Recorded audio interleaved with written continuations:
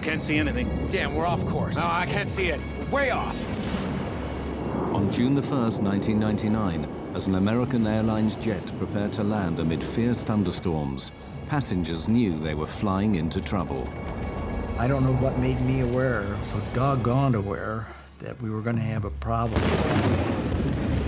Oh, no! Within minutes, their worst fears would be realized. Other one! Other one! Other one! Other one!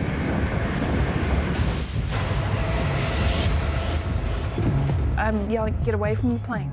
Run. Get away from the plane.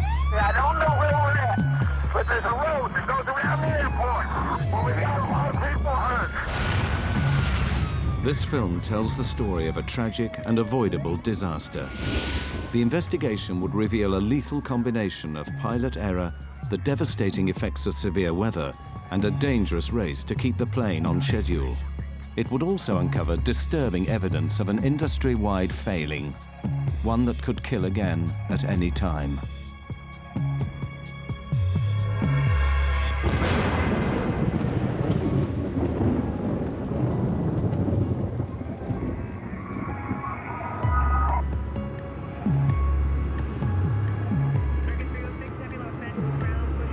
Despite reliable aircraft and extensive training, modern airlines and their crews face unprecedented pressures.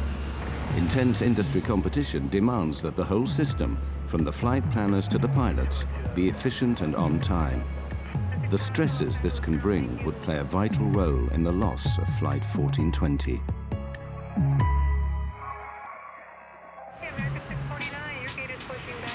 For a large operator like American Airlines, the pressures start with the complex task of scheduling their vast fleet.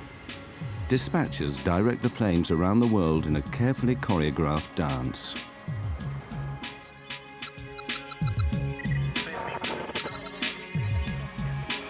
The strain of maintaining this efficiency affects the entire system. Of course, competition has become very intense, a lot of pressure on the dispatchers, pilots, flight attendants, and basically the whole infrastructure to accomplish the mission and make a dollar. Every effort is made to ensure that nothing disrupts these fragile schedules. But there is one variable that no airline can control: the weather.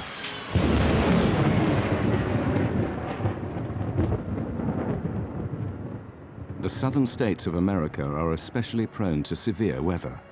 Storms not only cause delays, but pose extreme dangers to commercial jets. Delays, scheduling problems, and fierce thunderstorms would all conspire to turn a routine flight into a terrifying race against time. On June the 1st, 1999, American Airlines Flight 1420 is running late. The movement of the storms, everything is sliding to the southeast. So yes, we do have a stormy evening headed our way. The delay of Flight 1420 put pressure on the pilots even before takeoff. The responsibility can fall on flight crews to keep a tight schedule on track. Dispatch, please. Yeah, it's Michael Arago. Crews have strict legal limits on their duty time. The first officer warned the dispatcher that they were in danger of running out of time. Duty time limit at around 11:16. The flight had to take off in the next hour or be cancelled. The pilots also became aware of another pressure caused by deteriorating weather near their destination. Pilots had a weather briefing that they got before they departed Dallas-Fort Worth, which provided the forecasts, the weather alerts. The dispatcher and the captain preparing for the flight looked at the weather information and thought they could get to Little Rock before the thunderstorms impacted. The 139 passengers just wanted to get home. I was traveling with my son and my daughter. We were coming home from our vacation. It was my daughter's first flight. The plane was late and there were a lot of delays, of course. It was tiring, it was frustrating, it was late at night. They soon began to sense that Flight 1420 was racing against the weather. As they called for us to board the plane, they wanted us there and just to get on really quickly. Just get on, sit down, put your seatbelt on, we're going. They did mention that there was bad weather between us and Little Rock. They wanted to get ahead of the bad weather coming into Little Rock. Finally, over 2 hours behind schedule, Flight 1420 leaves Dallas. Unknown to the crew, the storms are already massing around Little Rock. 40 minutes later, 1420 is 100 miles from its destination. At this point, the voice recorder transcript reveals a calm and steady cockpit routine.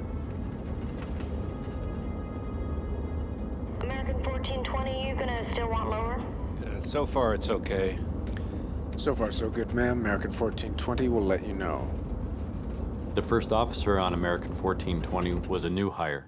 He had just recently completed training, and he had been paired on one of his first trips with this management captain. So now you had a very experienced pilot sitting in the left seat with the company, paired with a relatively new hire.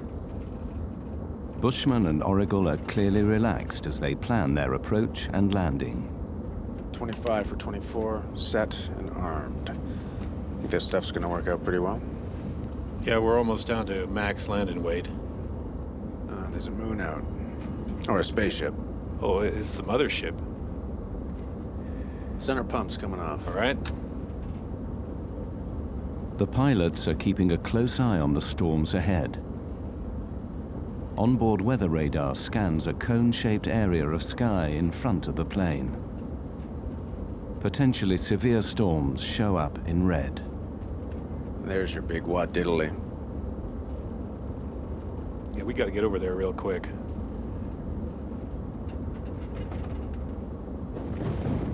Don't like that. That's lightning. Sure is. The American Airlines dispatcher issued an update on the shape and formation of the thunderstorms. Right now on radar, there's a large slot to Little Rock. Thunderstorms are on the left and right, and Little Rock is in the clear, sort of like a bowling alley approach.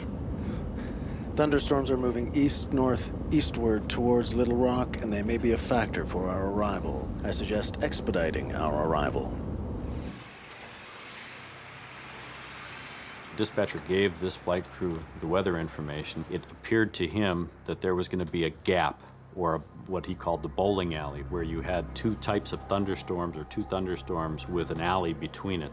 And that the flight crew, if they had expedited their travel to Little Rock, could probably make it up that alley before the two storms closed together. But as Flight 1420 descends, the plan to beat the storms is about to go seriously wrong. The pilots do not realize that the walls of the bowling alley are closing in.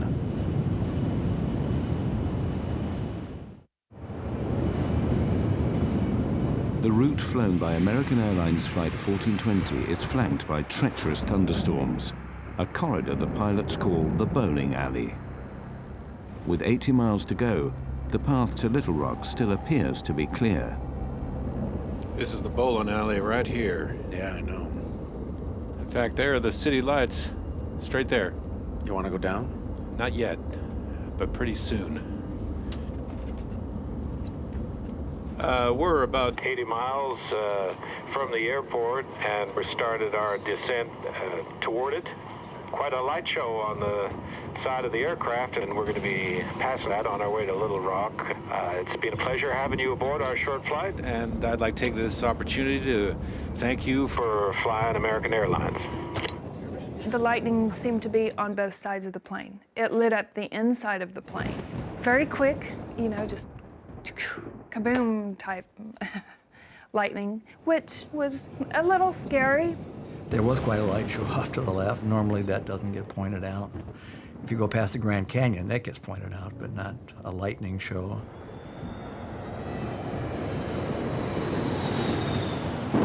As the plane descends, transcripts of the cockpit voice recordings show that the pilots are aware of rough weather ahead. Descent checks complete. We got to get there quick. Yep. Sit them down early.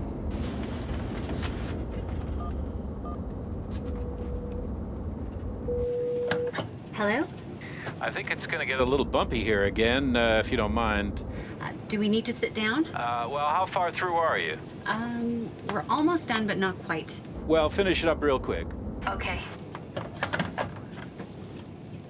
I thought it was more turbulent than normal. I remember especially watching the flight attendant, and I was looking at her with amazement. I was wondering how could she hold those trays and pour the drinks and not spill everything. From that point, it just got worse. With flaps 40, 130,000 pounds, 200 feet. As they prepare for landing, the pressure on the pilots will now steadily rack up. Not required. Manual brakes? Manual's fine. At first, as the crew pick their way around the storms, everything seems steady. Yeah, actually, there's a city right there. Yeah. Breaking through this crowd. Good, doing good. Even when the first indication comes that the storms are advancing, the pilots take it in their stride. Whoa. Looks like it's moving this way, though. Yeah. Just some lightning straight ahead. I think we're gonna be okay, though. Right there. Yep, right down the bowling alley. As my friends would say, California cool. Cool. Peachy. Exactly. 1420 at 11.3 for 10,000.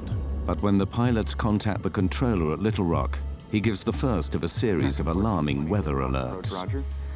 We've got a thunderstorm just northwest of the airport moving through the area now. Wind is 280 at 2.8, gusts 4.4, and I'll have new weather for you in just a moment, I'm sure. Gale force winds are gusting to 50 miles per hour, enough to blow tiles off a rooftop. High winds pose a severe hazard for Flight 1420. Crosswinds could make it difficult to control the plane on landing. The pilots must quickly determine if they're within safe limits. They calculate the strength of the crosswind from its angle to their final approach. All right, so that's 280 at 4.4. Gusts at 44. Right, near the limit. Well, it's 40 degrees off. I mean, you're not out of the limit because of the angle, but that's pretty close. The crosswind limit for landing is 30 knots on a dry runway, but Bushman and Oracle now become confused about what happens if it rains. Well, 30 knots is the crosswind limitation, but see, 30 knots, that's well, dry. Wet. Yeah, dry. What's the wet? 20. It's 25. The discussion is never resolved, and the crosswinds will soon be gusting well over the limit. Flight attendants, prepare for landing, please. The pilot's attention now returns to the bad weather ahead. He said the storm was to the northwest of the field? You said northwest. Yeah. Lightning strike, you said storm. But the task of tracking the storms is made more difficult by the lack of sophisticated radar at Little Rock. American 1420, your equipment's a lot better than what I have. How's that final for 2-2 left looking? What's that? We can see the airport, but we can just barely make it out. We should be able to make 2-2. That storm is moving closer like your radar says. But it's a little farther off than you thought. The controllers are going, well, your radar is better than mine, so forth. The controller in this accident had a monochromatic, or basically almost a black and white set of a radar, and could not determine the intensities of the storm. Just 8 miles from the airport, the pilots now face another key decision: how to approach the runway through bad weather. Controllers routinely ask pilots if they want to land visually, instead of relying on the airport's Electronic Instrument Landing System, or ILS. But a visual approach means they must be able to see the runway, and this is proving difficult. No, we can't really make it out right now. We're gonna have to stay with you as long as possible. Now, as the wind suddenly changes direction, the pilot's problems quickly mount up. The wind's kind of kicked around a little bit right now. It's 330 at 11. Whoa. It's a little better than it was. Yeah, 330 is tailwind, though. The crew now face the problem of having the wind behind them when they land, greatly increasing the dangers of overshooting the runway. Then the controller calls in with more bad news. Right now, I have a wind shear alert. Wind shear is a sudden change of wind direction over a short distance. It is one of the most feared elements of a severe thunderstorm. To combat constantly shifting winds, the pilots are forced to throw away their previous approach plans and start again. They have to reverse the direction of their approach, so they will be landing into the wind. Yeah, we're gonna need, We would rather go into the headwind, sir. The pilot's decision to land in the opposite direction is a prudent move, but it will create serious problems. Okay, right turn 250. The long way around? Yes, sir. You're a little close to the airport. Yeah, right. 250, that'll work. As the pilots turn to their new approach, the aircraft's weather radar, which scans in front of the plane, loses track of the thunderstorms. Worse still, the turn delays landing by more than 10 minutes. And with every passing moment, the storms are growing in intensity. Runway 4 right, 111.3042. I think that was the airport below us. Yeah, right, okay. Switching runways, keeping track of the storms, all add greatly to the pilot's heavy workload. Okay, 2217, glide slope, intercept all the way down. Missed approached, right turn to 4000. Let's see, you got the airport, right? So Yeah, I don't have the airport. Well, I'm saying you've got the ILS. Yeah, I got the ILS. Airline pilots, they make their money when they're flying into bad weather. When the weather goes down, now all of a sudden the workload starts to increase because you have to factor in low clouds, rain, lightning, thunderstorms, wind. All of these elements start to bombard you the closer you get into the airport environment. American 1420, it appears we have a second part of this storm moving through. The wind now is 340 at 16, gust 34.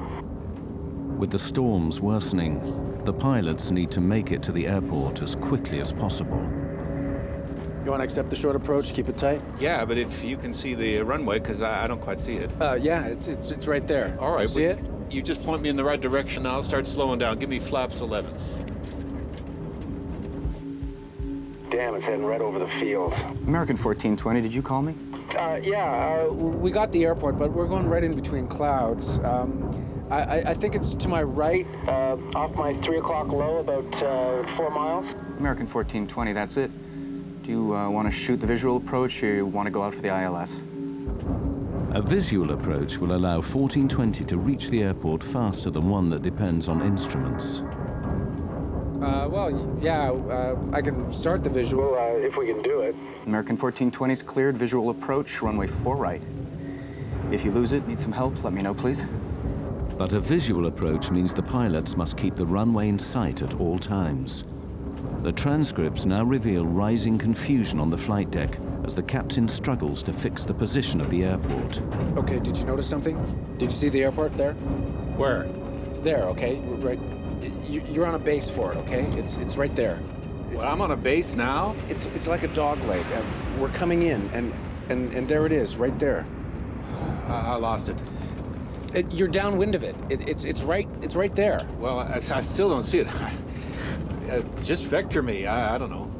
American 1420, monitor 118.7, runway 4 right, cleared to land. The wind now 330 at 21. 18.7 will monitor, American 1420, thanks. Cleared to land, runway 4. See those red lights there. Now, what are they in relation to? There's the runway. There's 2 runways. Yeah, I know. See, we're losing it. I don't see how we can maintain visual. The pilots now have to abandon their direct visual approach and request help from Little Rock's instrument landing system. But this delays landing even further. Approach, American 1420. American 1420, yes, sir. Yeah, there's a cloud between us and the airport, and we've lost the field. We're on a vector. Well, basically, we're on the last vector you gave us. Which is like a dog leg, it looks like. American 1420, can you fly heading 220? I'll take you out for the ILS. This news footage shows the storm on the night of the crash. As heavy rain cuts visibility even further, Captain Bushman becomes frustrated. See, I hate droning around visual at night and weather without having any clue where we are. The thing that was really getting to me was I knew we were getting very low. I knew that the rain was not letting up and that we were being jolted around quite heavily. See how we're going right in the middle of this crap? Right. Approach American 1420. I know you're doing your best, sir, but we're getting really close to this storm, and we'll keep it really tight if we have to. The plane was rocking and rolling at that point. It was pretty doggone unstable. I don't know what made me aware, so doggone aware, that we were going to have a problem. I don't know what did that. As Flight 1420 lines up for final approach, they are heading straight into the heart of the thunderstorm. The crisis for the flight crew is about to get even worse.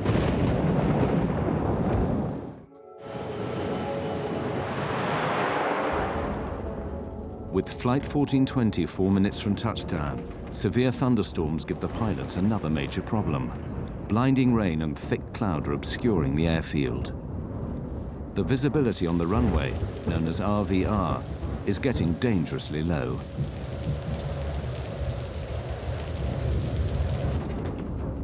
We're going right into this. American 1420. Right now we have heavy rain on the airport. I don't have new weather for you, but visibility is less than a mile. And the runway 48 RVR is 3,000. Visibility is down to 3,000 feet. The pilots are unsure if it's safe to land. 3,000? Roger that, 3,000, American 1420. This is 4 right, correct? American 1420, that's correct, sir, and runway 4 right, clear to land. The wind's now 350 at 30, gusts 45. Can we land?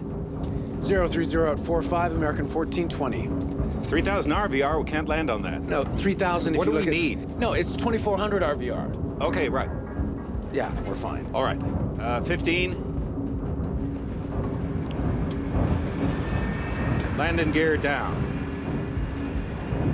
And lights, please.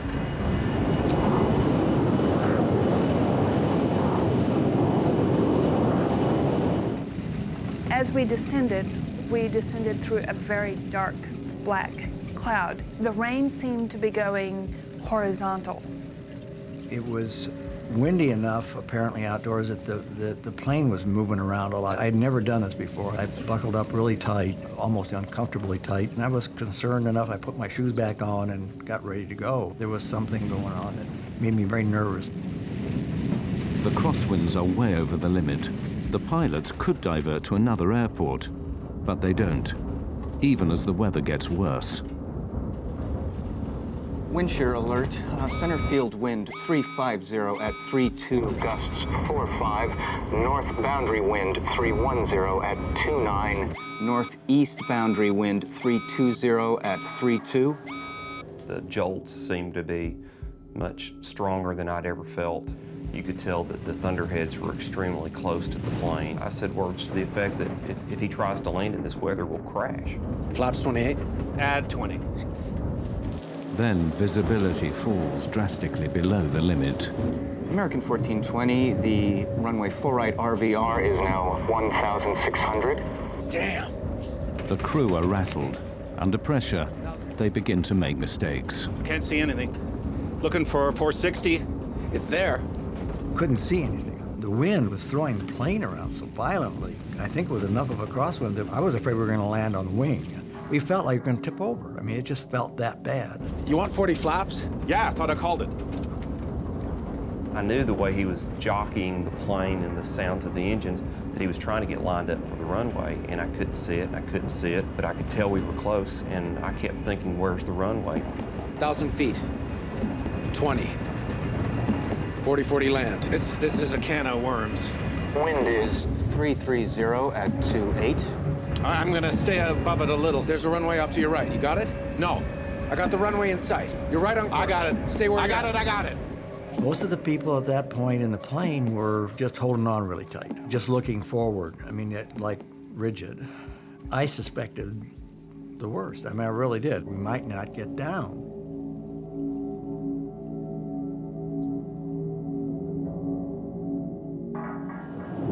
In the midst of fierce thunderstorms, Flight 1420 is about to land at Little Rock. Low visibility and high winds make the final approach treacherous. Wind 330 at 25. 500 feet. Plus 20.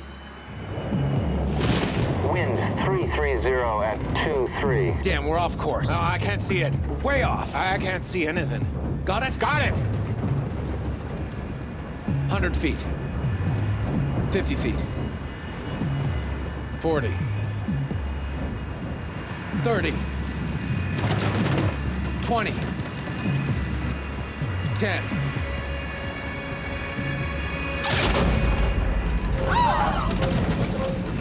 We hit the runway real hard. We didn't slow down. We're down. We're sliding. Oh, no. We were still going very, very, very fast. And at that point, I thought, we're dead. On the brakes!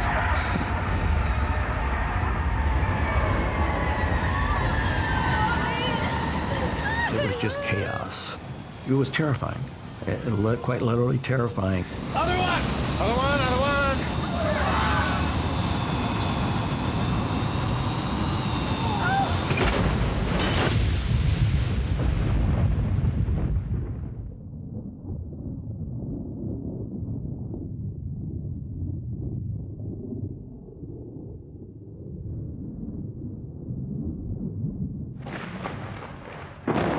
When the plane actually stopped, there was a moment of absolute, total silence. There was fire in front of me, and I could see debris, and it was silent.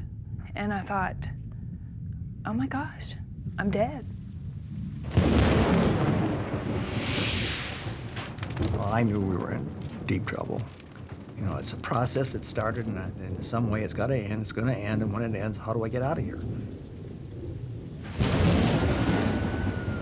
Within those minutes, I heard a small scream, and I heard it get louder and louder and louder, like it was on a megaphone. And it hit me, that's my daughter. And it's like, oh, okay, we've got to get out of here. You know, we got to do something. The passengers struggled to get out before fire engulfed the cabin. I had a broken scapula, dislocated shoulder, and cracked ribs, and all sorts of stuff going on, but I didn't feel a thing. I just wanted to get out. I was not going to die in that thing. I got out of that plane probably in 10 seconds. It's like being in war. Go, go, go. I'm yelling, get away from the plane. Run, get away from the plane. Go, go, go.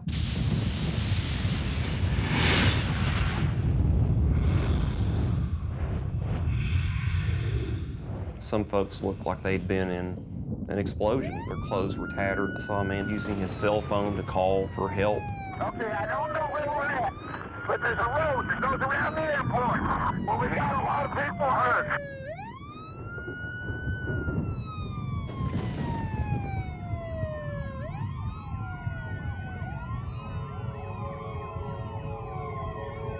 Traveling at over 100 miles an hour, the aircraft ran off the end of the runway, plowed down a 25-foot embankment, and slammed into a steel walkway. The plane was ripped into several pieces. The wreckage finally came to rest on the muddy banks of the Arkansas River.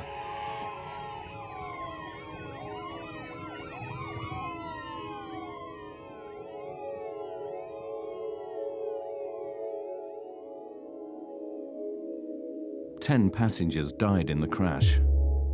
Captain Bushman was killed instantly when the cockpit was split open by the steel walkway. It was a shame I hadn't, literally a shame that I had not done more to save people. That's the worst nightmare I have.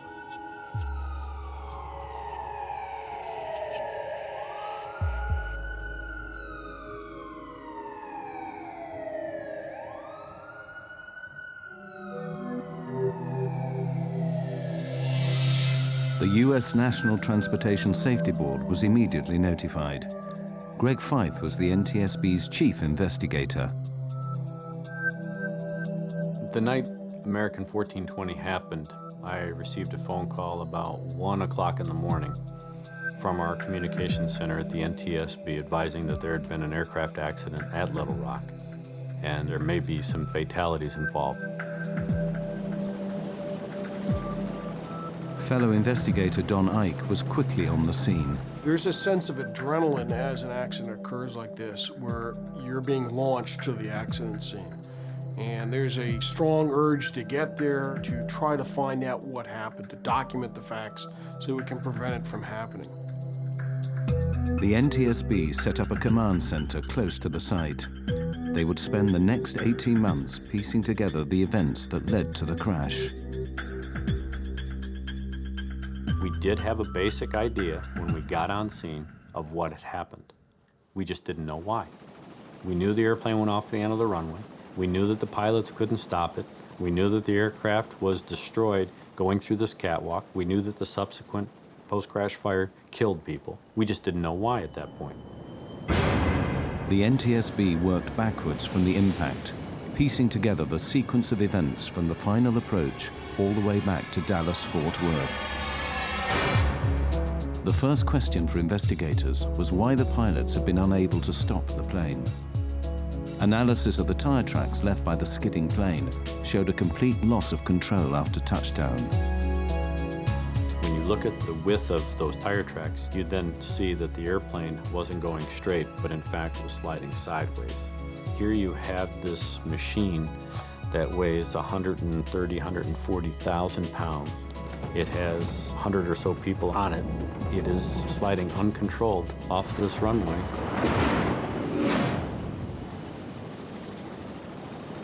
Something had gone terribly wrong on landing, and investigators had to find out why. They questioned the survivors of Flight 1420, who would provide an extremely important clue.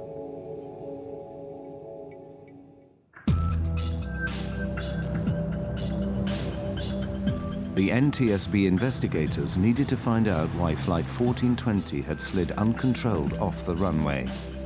They set out to interview surviving passengers, many of whom were local to Little Rock.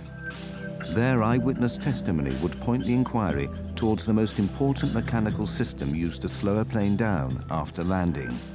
We were really interested in were those passengers that were sitting in a position right near the wings who could look out the windows and tell us whether they saw the ground spoilers deploy. Spoilers are large flaps that flip up on landing, literally spoiling the airflow over the wings. This prevents them from giving lift and allows braking to take effect. Crucially, none of the passengers saw the spoilers deploy. To check their testimony, the NTSB examined information from the airplane's black boxes. The flight data recorder, which monitors the systems on board during flight, confirmed that the spoilers had failed to deploy. The implications were catastrophic. Flight 1420 had no hope of stopping in time. On the brakes! We're sliding! Oh, no!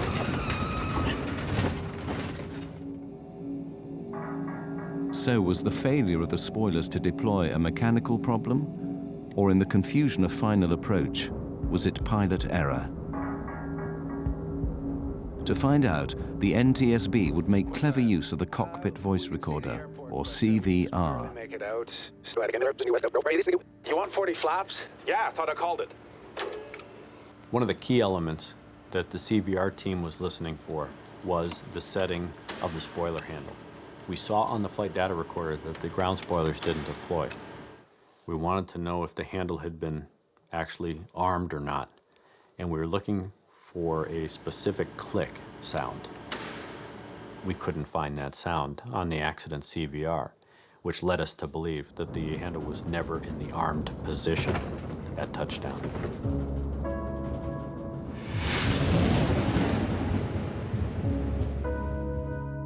Intensely busy in the cockpit, the pilots simply forgot to arm the spoilers.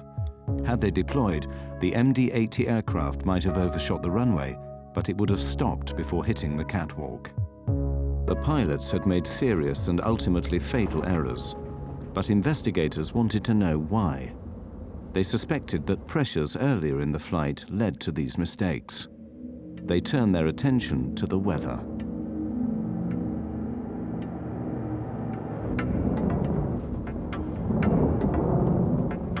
clear to us that severe weather had been in the area around the time of the accident. How it played a part was one of the things we had to try to discover. And putting the radar images in, the observations, trying to put it all together, would take weeks, of course, to get this information done. The NTSB wanted to know what role the weather had played in the crash, and had the pilots been fully aware of the dangers. See how we're going right in the middle of this crap? One of the concerns that all pilots have when they're trying to land an aircraft is, of course, making sure that the crosswinds that they may experience don't exceed the capabilities of either themselves or the aircraft.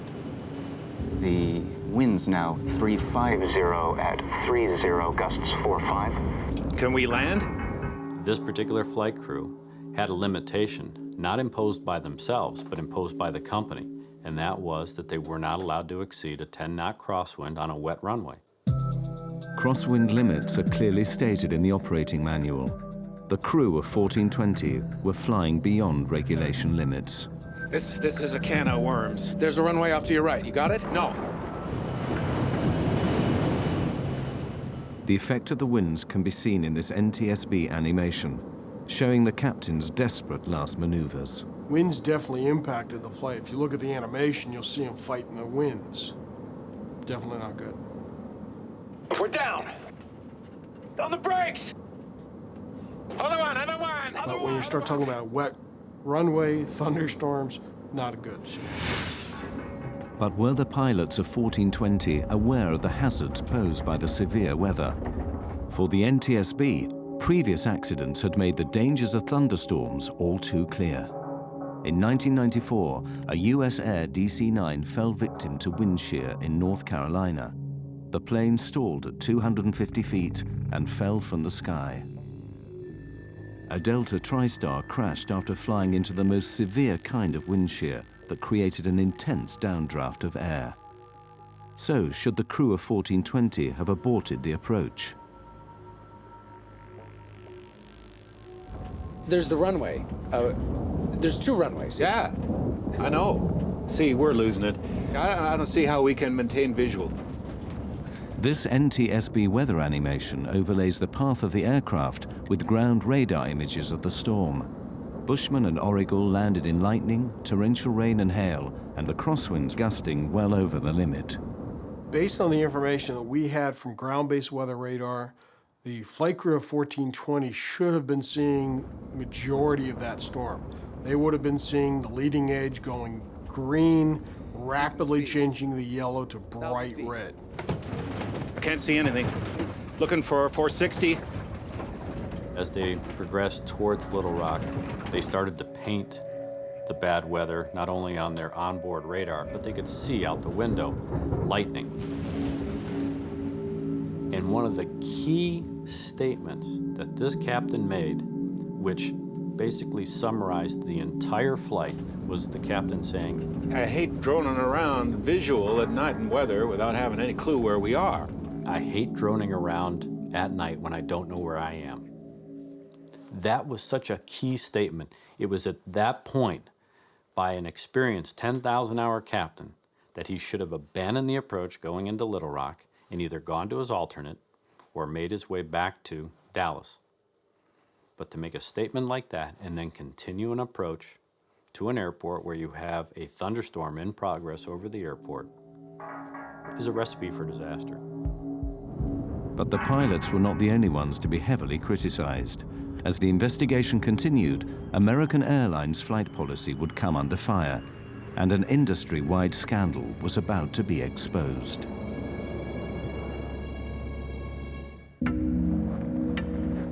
For months after the crash of Flight 1420, the NTSB dug deeper into the circumstances surrounding the accident.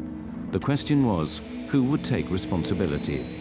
American Airlines were reluctant to admit that their pilots had knowingly flown into a severe thunderstorm. Initially, they tried to pin the blame on the controller at Little Rock. Americans started legal action against the authorities responsible for airport controllers.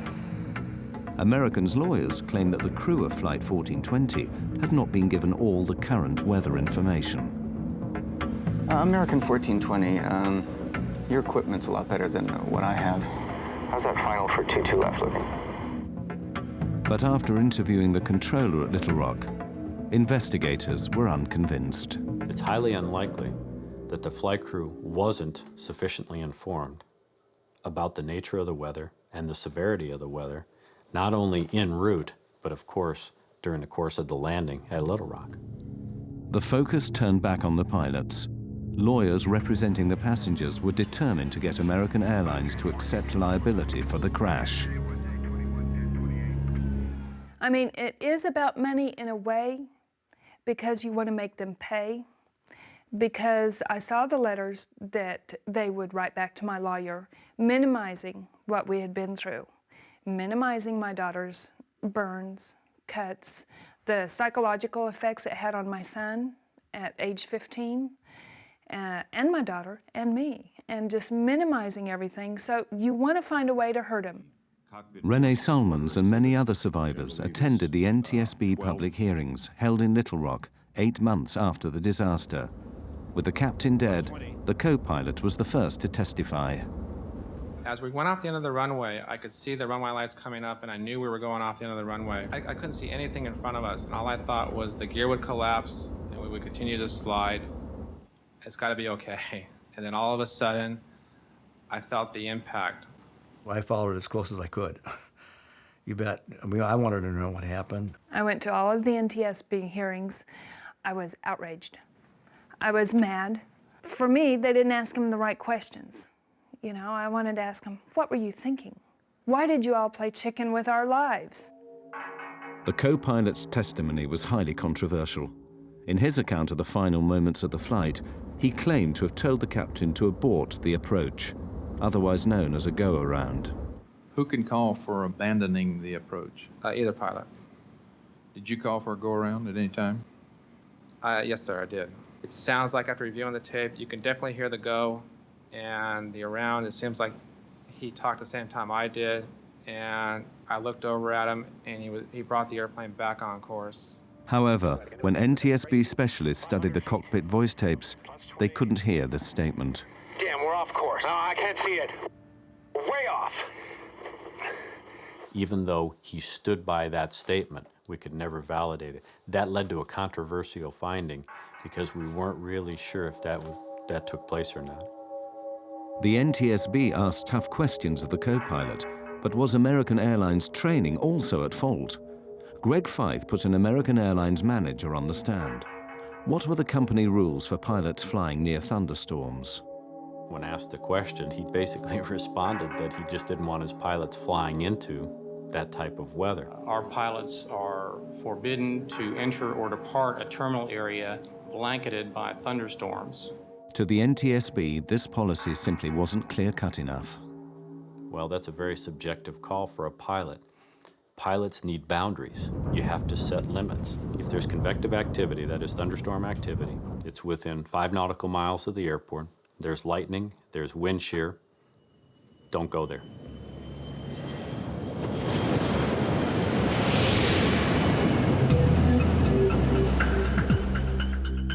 The deeper they looked, the more the NTSB found that flying into thunderstorms was disturbingly widespread.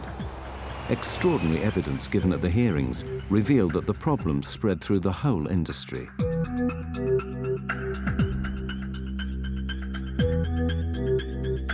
Expert analysts from MIT spent weeks recording the flight paths of planes landing at Dallas-Fort Worth. They waited for thunderstorms and watched how pilots reacted. Their animation plots the planes coming into land, overlaid with radar images of the storms. Anything yellow or orange is a potentially severe thunderstorm. Of the 2,000 encounters with thunderstorms, 2 out of 3 pilots flew into the storm and landed their aircraft. I was very surprised by the testimony at the public hearing, given the fact that they're flying the best equipment, typically have the best training, have the best information available to them. For those decisions to be made to continue into harm's way, it was very surprising to me that they tried to do that. Pilots know that if we go into that thunderstorm, we may not come out of that thunderstorm, and if we do, it may not be basically in one piece. Why did so many pilots fly into danger? The MIT researchers found pilots were more reckless if they were behind schedule, if it was night, and if aircraft in front of them were also flying into bad weather. In the Little Rock case, 2 of those 3 elements were present. It was night, and they were running late.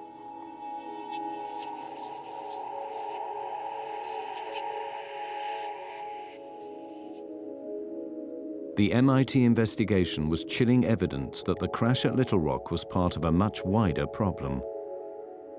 We're not seeing a major improvement, put it bluntly. There's a limited time for training. Weather was a significant part that set up the stage of this accident. We do not condone any operation to be conducted in such weather. It is a known severe weather hazard, and it should have been suspended, no operation. Ironically, it also emerged that new technology may be partly to blame for bad decision-making. We're desensitizing pilots. We're putting weather radar on board aircraft. We're putting wind shear detection systems on airplanes. Most of these systems only react when you're in the hazard. That time, it may be too late.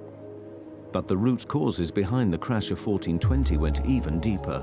Why were the pilots so determined to land? Greg Feith found the answer back at Dallas-Fort Worth, before the flight even left the ground. There he found signs of a deadly condition in aviation known as get-there-itis. There may have been a sense of get-there-itis. The flight crew knew that they were pushing their 14-hour duty day. It had been a long duty day. The airport's right there. Let's try it. Let's see if we can accomplish the mission. Pilots are goal-oriented. We're mission-oriented. We will stick our nose in there to try and see if we can accomplish the mission. Sometimes we will accomplish that mission, but sometimes we get too far into it that we can't bail out. We don't have any more options, and bad things happen. For Flight 1420, the pressures of get-there-itis sparked a fatal series of mistakes and misjudgments. At the end of a long day, rushing to beat the storms and get the passengers to their destination, the crew of Flight 1420 made the basic mistake that cost 11 people their lives. They forgot to arm the spoilers. They were so busy trying to get the plane on the ground that they forgot to do what they needed to do. They didn't have time to do it. After the accident, American Airlines revised their checklist procedures. Both pilots must now confirm that the spoilers are armed, ready for landing. In October 2001, the NTSB published their report. They concluded that the 2 main causes of the crash were first, the decision to land in a thunderstorm, and second, the pilot's failure to arm the spoilers. American Airlines declined to take part in this film or comment on the findings.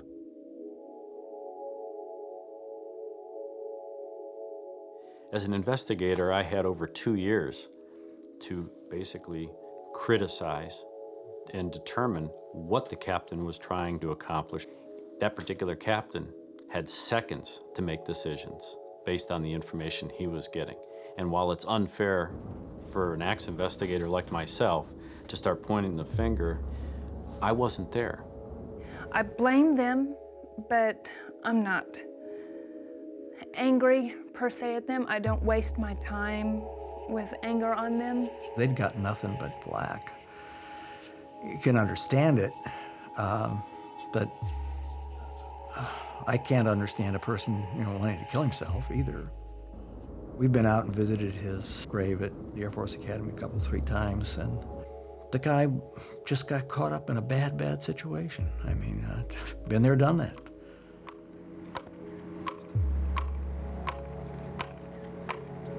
One year after the crash, the survivors of Flight 1420 gathered at the site to remember those who died. For surviving passengers, the effects of the crash are long-lasting and profound. We, as a family, worked long and hard to work through it. We had many talks. It blew apart a lot of relationships. You find out who your real friends are. I cannot do enough to mitigate what happened to the individuals on an airplane. Life is a precious thing, and you're definitely here for a very short time. You know, all of a sudden, your life looks like about a second and a half long. The impact of the crash is something that I try to block out of my mind because I still feel a reaction.